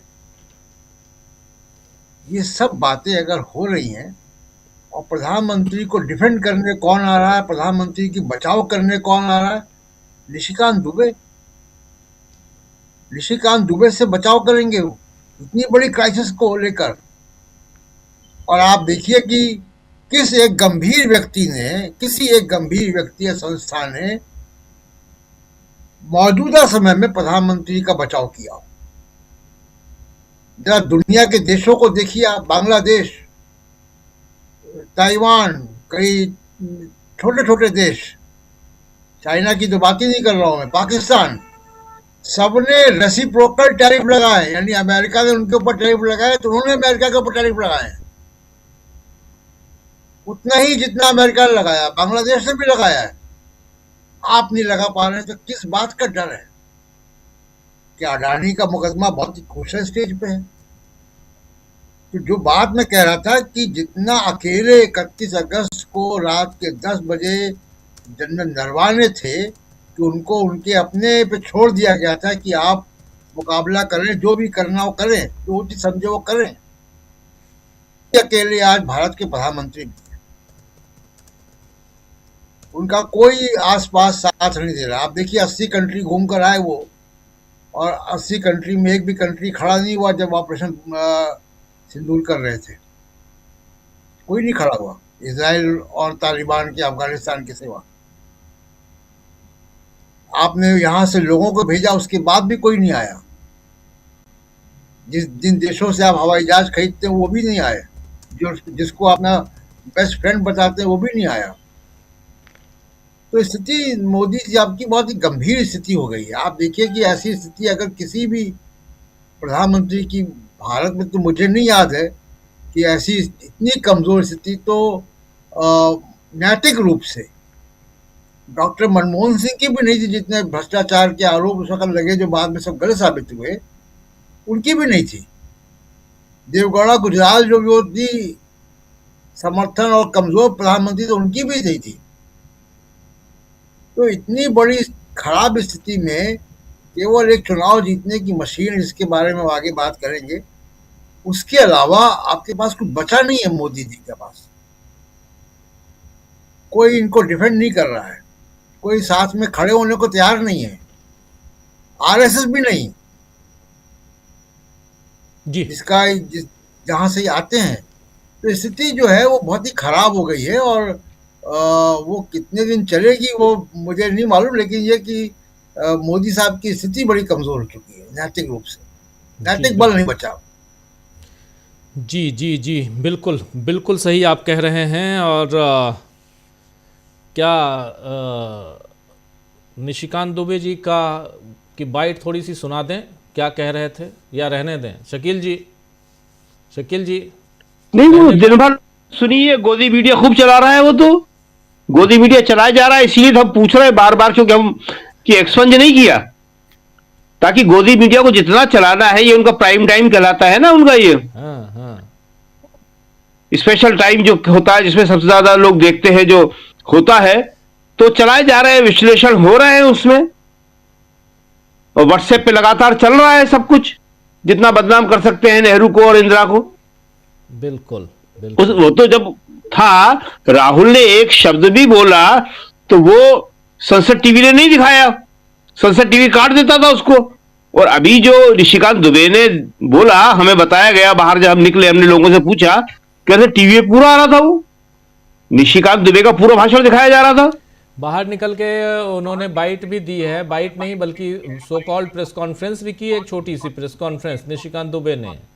और उस प्रेस कॉन्फ्रेंस में वो कह रहे हैं कि मेरा स्पीकर साहब से आग्रह है, और यही बात आज मैंने सदन में भी कही थी, उसको यहाँ और पुष्ट करने की कोशिश कि मैंने जितनी किताबें दिखाई हैं सारी किताबें बुक स्टॉल्स पे मौजूद हैं, लेकिन राहुल गांधी जो किताब दिखा रहे हैं वो बुक स्टॉल्स पे नहीं हैं। करीब 150 किताबें ऐसी हैं जिन पर सदन में चर्चा होनी चाहिए। अब कह रहे हैं, डिमांड कर रहे हैं 150 किताबें, तो मधोक साहब की किताब भी भिजवा दीजिए, डॉक्टर राकेश पाठक जी, उनकी किताब भी भिजवा दीजिए, उस पर भी चर्चा हो जाए, जिसका जिक्र भी आप कर रहे थे। 150 किताबें इनके पास है, तो कम से कम 2000 किताबें ऐसी भी मिल जाएंगी 1925 से लेके अभी तक की, या उससे पहले की। बहुत है जी, बहुत है। तो ये यहाँ पर किताबों का जिक्र, लेकिन 349 कहता है कि किताबों का जिक्र आप कर ही नहीं सकते।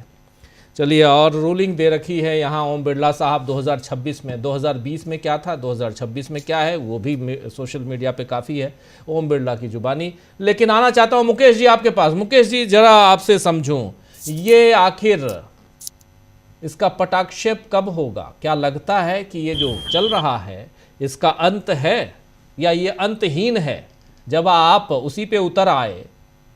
अब एक कहानी और इसमें है, ये बिट्टू साहब जो हैं वो राज्य मंत्री भी हैं। बिट्टू साहब निकले, जो कभी राहुल गांधी के साथ होते थे, उनको राहुल गांधी ने भिजवाया यहाँ तक। उसके बाद उन्होंने कांग्रेस पार्टी छोड़ दी और अब बीजेपी के बड़े नेता बन गए हैं, तो मंत्री भी हैं। बिट्टू साहब ने कहा कि कारगिल के विजेता यहाँ बैठे हुए हैं, उस कमेंट कुछ किया उस ढंग से।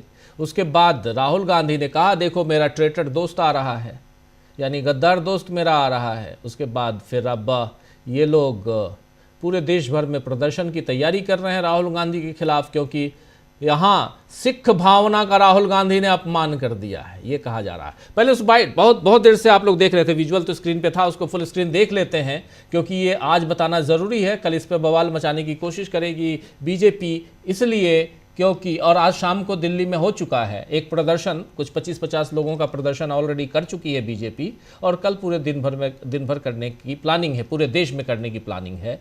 चलिए, और ये सब क्यों मुकेश जी, आप हम सब अच्छी तरह से जानते हैं, इसलिए क्योंकि उस किताब से ध्यान भटकाना है। एक किताब से ध्यान भटकाने के लिए 150 किताब को सामने लेके आना है, और अब एक और मुद्दा है। लेकिन पहले हुआ क्या था जरा देखिए।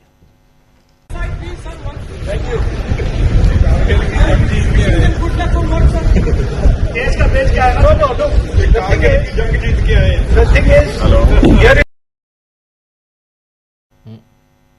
यहाँ कारगिल का जंग जीत कर आए हैं ये कहे, उसके बाद राहुल गांधी आगे का पूरा दिखाइए जरा, मैं अपनी टीम को कहूँगा आगे का पूरा, चलिए उसको दिखाते हैं थोड़ी देर में। फिर राहुल गांधी कहते हैं, क्योंकि वो कह रहे हैं ये बैठे हैं कारगिल का जंग जीत कर आए हैं। आप कमेंट करोगे 8 लोगों को वहां से हटाया है, राहुल गांधी वहां पे पहुंचे हैं उनकी हौसला अफजाई करने के लिए, और कमेंट कर रहे हैं ये देखो ये कारगिल का, ऐसे लग रहा है जैसे कारगिल का जंग जीत के आए हैं। इसके बाद राहुल गांधी ने कहा ये देखो मेरा गद्दार दोस्त आ रहा है। राहुल गांधी ने हाथ अपना बढ़ाया लेकिन फिर वो हाथ नहीं मिलाए। बिट्टू साहब बड़े आदमी हो गए हैं, अब मंत्री हैं, लेकिन उसके बाद क्या हुआ आप लोगों ने देखा ही। चलिए एक बार देख लेते, पूरा देखते हैं। देश का देश क्या है ना,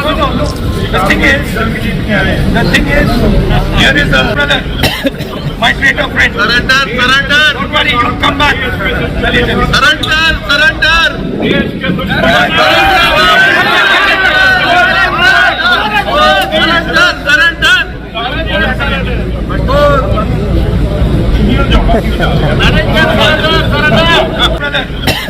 my traitor friend, surrender, don't worry, you'll come back, surrender, देश के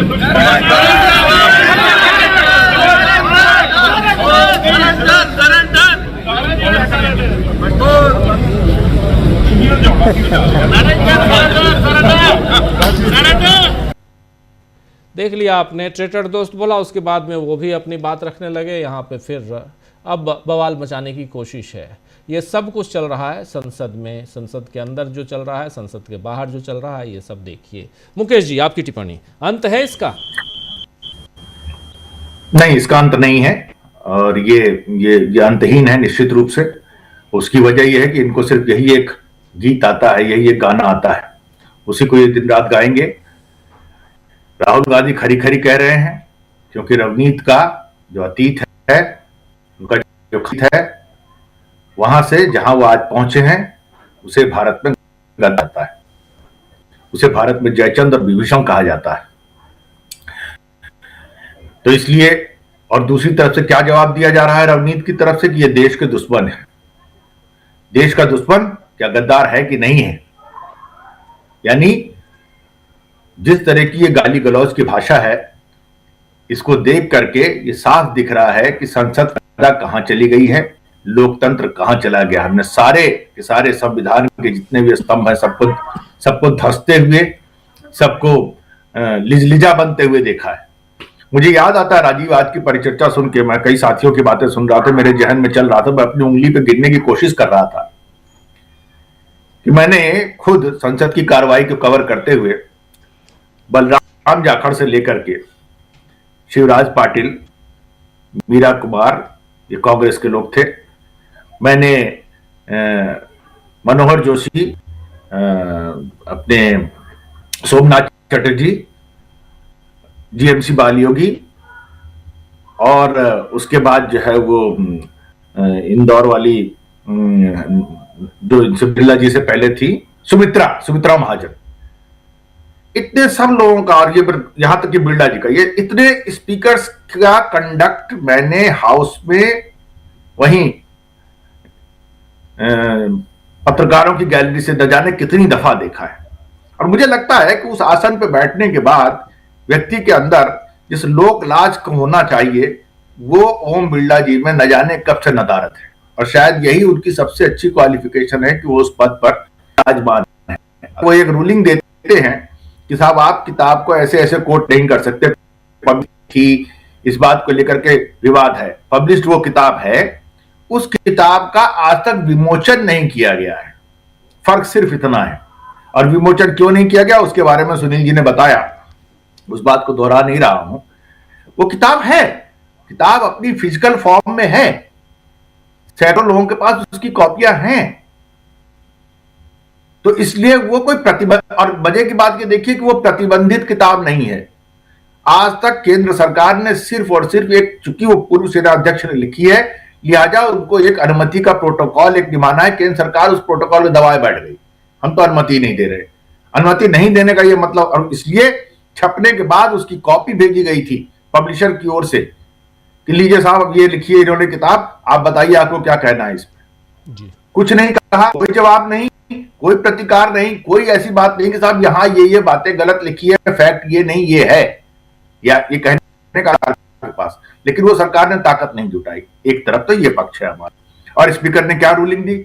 स्पीकर ने, अरे भाई आप किसी को उसकी बात कहने दो, लोकसभा बनी काहे के लिए? किसी को उसकी बात कहने आप पूरी ताकत से उसकी बात का प्रतिकार करो। आपके पास बहुत सारे वक्त वीडियो नहीं दिया आपने। रुक रहा है आपका वीडियो, रुक रहा है। मैं ये कह रहा हूं कि उनको आपने कहने ही नहीं दिया राहुल गांधी को उनकी बात कहने देते। उसके बाद उन बातों में जो कमी है, जो त्रुटियां है, और जैसे आज निशिकांत दुबे और जो है किताबें लेके आए हैं एक संसद, तो आज की बातों से चर्चा तो ये लग रहा है कि संसद का एक विशेष सत्र बुलाया जाना चाहिए और उसमें सिर्फ किताबों पे चर्चा होनी चाहिए, और उसके लिए बाकायदा जो है वो इस तरह एक प्रोविजन कर दिया जाएगा। अभी कहते हैं ना, आप खाली अभिभाषण पे बोलिए, आप खाली इस पे बोलिए, आप खाली उस पे बोलिए। अरे भाई आप डिक्टेट करोगे? कोई आदमी अगर वहां अनपार्लियामेंट्री बात कह रहा है आप उसको कह सकते हैं, लेकिन विपक्ष के लोग जब भी बोले मत बोलो, उस पे मत बोलो, उस पे मत बोलो, इस पे मत बोलो, ये क्या है भाई? और जो आपने कहा मोदी जी डर गए यहां से, जहां से आपने इस परिचर्चा को शुरू किया था, ये क्या है? क्यों नहीं डर गए? डरे हुए आदमी के यही तो लक्षण होते हैं। कोई बात आप बता दीजिए जिससे लगे कि नहीं साहब मोदी जी डरने वाले व्यक्ति नहीं है, एक निर्भीक व्यक्ति है, एक स्टेट्समैन है। एक घटना आप बता दीजिए। जितनी बातें इन्होंने कही, चाहे राजनीतिक हो देश में, तो चाहे अर्थनीति से संबंधित हो, हर बात का इन्होंने सिवाय जुमलेबाजी करने के और क्या किया है? जब आए थे 2014 में अच्छे दिन लेकर के आने वाले थे, आज तक अच्छे दिन आ ही रहे हैं, आ ही चुके हैं। कैसे अच्छे दिन, किसके अच्छे दिन? नोटबंदी की बातें हम लोगों को याद ही, चौराहे पे खड़े मिले। जो इनके करतूते एक नहीं 50 एक घंटा निकल जाएगा, इसमें तमाम वक्ताओं के सबकी जुबान पे चीजें मौजूद है। तो सवाल यह है कि राहुल गांधी जी की ये फितरत है और नरेंद्र मोदी जी की उनसे भी ज्यादा है, और इन सबसे भी बढ़ के आरएसएस की ये फितरत। मैं आपको बता दूं कि आरएसएस का खुद का डीएनए ही सब लोग, आज से नहीं 1925 से ये जो जासूसी आपकी आवाज काफी कट रही है क्योंकि वीडियो डाउन है। जैसे प्रशांत जी का वीडियो डाउन था वैसे ही आपकी आवाज भी कट रही है। माफी चाहूंगा, थोड़ा दोबारा जोड़ने की कोशिश कीजिए क्योंकि बहुत इंपॉर्टेंट बातें आप कह रहे हैं लेकिन बीच बीच में कुछ शब्द कट जा रहे हैं तो समझ में नहीं आता है, इसलिए मैं रोक रहा हूं आपको। लेकिन अमलेंदु जी, क्या ये अंतहीन है जो चल रहा है? अभी खबर ये आ रही है कि मल्लिकार्जुन खड़गे के घर पर मीटिंग चल रही है पार्टी सांसदों की, कांग्रेस पार्टी के सांसदों की आगे की स्ट्रेटेजी पर चर्चा करने के लिए। लेकिन सवाल यही है कि क्या ये अंतहीन है? राजीव जी, ये अंतहीन तो क्या लगता है, लेकिन एक बात तो साफ लगता है कि मोदी जी जड़े हुए हैं। इसमें कोई दो राय समझ में नहीं आती है। वरना मोदी जी को आज उपस्थित रहना चाहिए था और एक अकेला सब पे भारी 56 इंच की छाती जो थी वो दिखानी चाहिए थी आज सदन में आकर कि एप स्किन मेरा क्या बिगाड़ लेगा और अडानी की जो फाइल है वो मेरा क्या बिगाड़ लेंगी। आकर के नरेंद्र मोदी को कहना चाहिए था, और कहना चाहिए था नरवणे जो है मेरा क्या बिगाड़ सकते हैं, ये उनको कहना चाहिए था। लेकिन राजीव जी, इससे ज़्यादा गंभीर बात यह है कि रक्षा मंत्री राजनाथ सिंह सदन में खड़े होकर कह रहे थे कि मैं दावे के साथ कह सकता हूं, जिम्मेदारी के साथ कह रहा हूं कि ये किताब प्रकाशित नहीं हुई है। तो क्या सदन में मिथ्या वाचन करने के लिए राजनाथ सिंह जी पर विशेषाधिकार हनन का नोटिस लाया जा सकता है? हो सकता है कांग्रेस जो आज बैठक कर रही है उसमें ये भी चर्चा हो कि राजनाथ सिंह और अमित शाह, चूंकि दोनों ने कहा कि किताब प्रकाशित नहीं हुई है और सदन में कहा उसकी जिम्मेदारी ली कि किताब प्रकाशित नहीं हुई है, तो क्या इनके ऊपर विशेषाधिकार हनन का नोटिस लाया जा सकता है?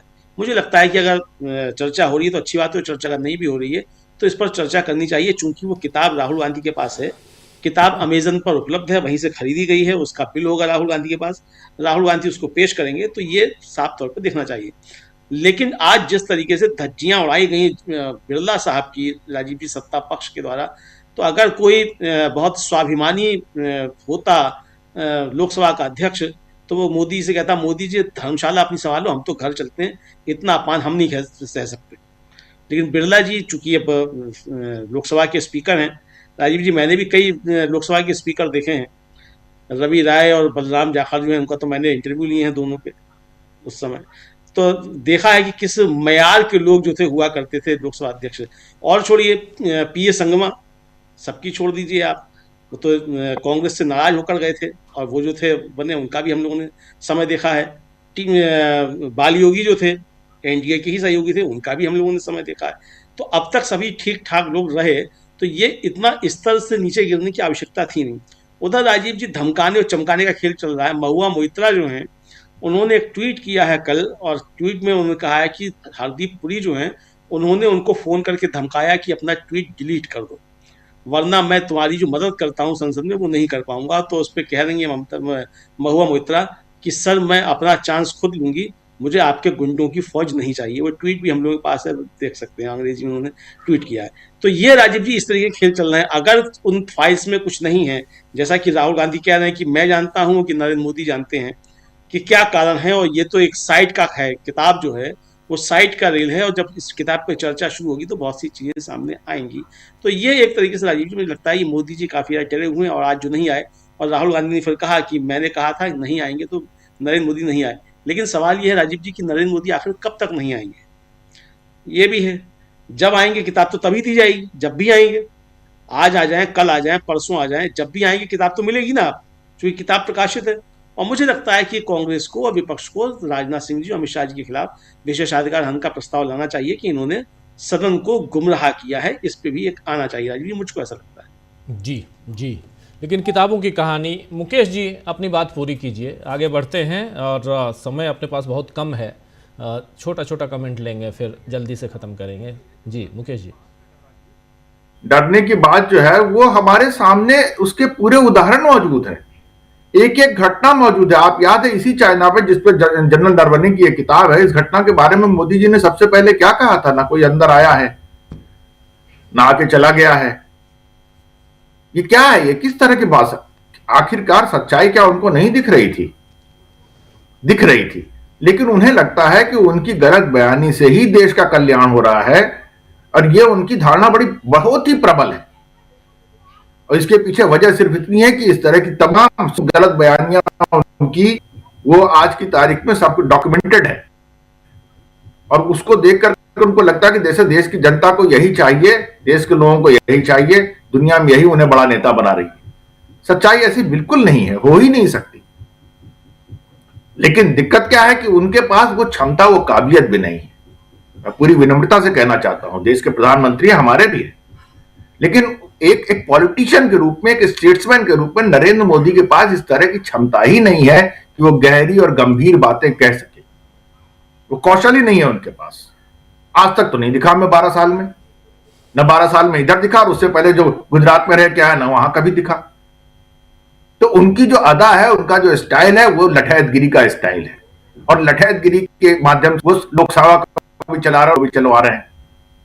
उनको वहां शासन पे सिर्फ लठैत चाहिए, वरना ये बातें हो चुकी। वक्ताओं ने कहा निशिकांत दुबे को इतनी परमिशन कैसे मिल गई जो परमिशन नहीं दी गई, और ये बर्रे के छत्ते में हाथ डालने वाला काम किया है स्पीकर के आसन पर बैठे हुए लोगों ने, और स्पीकर की छत्र छाया में वो खुद नहीं आए, लेकिन क्या उनका इशारा, उनकी सहमति नहीं थी? बिल्कुल थी। संसद ऐसे ही चलती है। तो अब स्थिति यह है कि आपने जिन 8 लोगों को जो है निलंबित कर दिया, 6 के 8 लोगों को, कोई बात नहीं, चलो अब क्या होगा? अब आप विपक्ष को और क्या क्या करेंगे? सबको निलंबित कर दीजिए, पहले भी करके देख चुके हैं। जब आप सर पे कफन बांध लेगा आदमी, जब आप उसकी मर्यादा का ख्याल ही नहीं करेंगे, तो वो काहे के लिए आपकी मर्यादा का ख्याल करेगा? जी, वो तो वैसे ही विपक्ष में बैठा है भाई।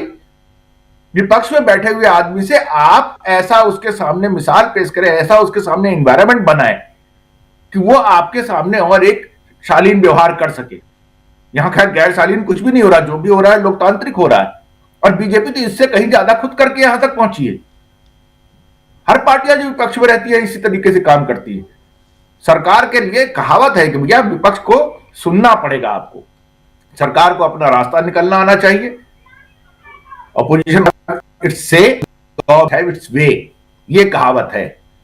विपक्ष उनकी बात है और सरकार को उनकी बातों को सुनते हुए अपने कामकाज का, अपनी नीतियों को आगे चलाने का रास्ता निकालना चाहिए। ये संसदीय मर्यादा का थंब रूल है, लेकिन इस थंब रूल की अवहेलना हम न जाने कब से देख रहे हैं। जो आपका सवाल था अंतहीन वाला, ये अंत है कि नहीं है, कहां से अंत है, क्या कौन सा ऐसा इंडिकेशन और सिग्नल है जिसको हम लोग ये माने कि हाँ साहब अब बीमारी में सुधार होना शुरू हुआ है, शायद आने वाले दिनों में मरीज की हालत बेहतर होगी। कहीं नहीं दिख रहा मुझे तो। जी राजीव जी बिल्कुल बिल्कुल। शकील जी, एक किताब का जिक्र और उसमें भी निशिकांत दुबे का ये एक्सपंज वाली लिस्ट आपके पास भी आ गई होगी। ये एक्सपंज कर दिया है कुछ कुछ शब्दों को, कुछ कुछ मैं देख रहा हूँ धीरेन्द्र ब्रह्मचारी का नाम एक्सपंज किया है, नयनतारा सहगल का नाम, कई गर्लफ्रेंड नाम एक्सपंज किया है। स्क्रीन पे ले आइए ज़रा देख लेते हैं, लेकिन बहुत सारी चीज़ों को छोड़ दिया गया है। और ये चूँकि लोकसभा ने ये देखिए, इसमें ज़रा और एक्सपोज कीजिए, ज़रा जूम इन कीजिए, इससे समझ में आ जाएगा हमारे तमाम साथियों को। ये निशिकांत दुबे के भाषण का अंश, गद्दारी, अय्याशी, मक्कारी, इन शब्दों को यहाँ हटाया गया है। और नीचे आइए, यहाँ माननीय सभापति श्री कृष्ण प्रसाद टेनेटी साहब हैं जो बैठे हुए थे और निशिकांत दुबे अपनी बात कर रहे थे, रख रहे थे। इसमें अय्याशी मक्कारी शब्द को हटाया गया है। दूसरे पेज में आते हैं, दूसरे पेज में जिन शब्दों को हटाया गया है उसका नाम मैं उसका जिक्र ऑलरेडी कर चुका। चलिए थोड़ी देर बाद ही सही, इसको भी थोड़ा, ये धीरेन्द्र ब्रह्मचारी, फिर नयनतारा सहगल के से लेकर कई गर्लफ्रेंड तक उनके संबंध, इन सबको हटाया गया है। चलिए हटाते हैं हम भी। और शकील जी, छोटा छोटा कमेंट, 8:24 मिनट 6 मिनट है अपने पास, प्लीज जी। जी पहली बात, हम कुछ पॉइंटों में ही बात करते हैं जी। पहली बात, 2 बजे निशिकांत दुबे ने बोलना शुरू किया था और 8 बजे के बाद ये एक्सपंज किया गया है। पूरे 6 घंटे दिए गए। गोदी मीडिया को जितना चलाना है चलाओ, व्हाट्सएप वालों को जितना चलाना है चलाओ। इसी तरह उनको हाउस के अंदर भी पूरा टाइम दिया गया कि जो बोलना है बोलो। तो ये जो है जानबूझ के किया हुआ काम है। नंबर 2, जो बिट्टू का आपने वीडियो दिखाया अभी, रवनीत बिट्टू का, रवनीत बिट्टू को